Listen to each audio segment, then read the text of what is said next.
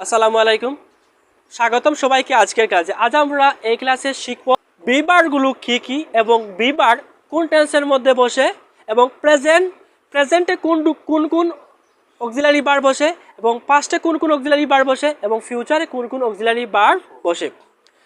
তো বিবারগুলো হচ্ছে am, is, are, was, were, shall এবং উইল।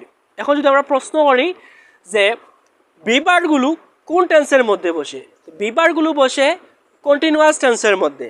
এখন যদি আমরা প্রশ্ন করি প্রেজেন্ট কন্টিনিউয়াস টেন্সের মধ্যে কোন কোন বিবার বসে বা কোন কোন অক্সিলারি বার বসে, তো প্রেজেন্ট কন্টিনিউয়াস টেন্সের মধ্যে বসে এম, ইজ, আর। এখন যদি প্রশ্ন করি আমরা পাস্ট কন্টিনিউয়াস টেন্সের মধ্যে বসে কোন কোন অক্সিলারি বার, পাস্ট কন্টিনিউয়াস টেন্সের মধ্যে বসে ওয়াজ এবং ওয়ার।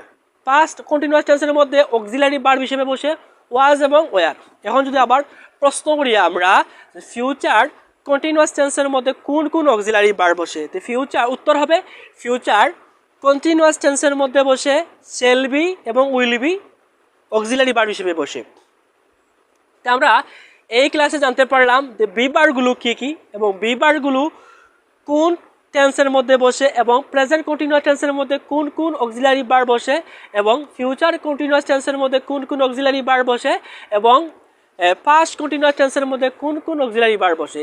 আমরা যদি পূর্ণাঙ্গভাবে যে অক্সিলারি ভার্বের পূর্ণাঙ্গ ধারণা জানি যে কোন টেন্সের মধ্যে কোন কোন অক্সিলারি বার বসে, তাহলে আমরা সেন্টেন্স তৈরি করতে আমাদের কোনো সমস্যা হবে না এবং সঠিকভাবে আমরা সেন্টেন্স মেকিং করতে পারবো।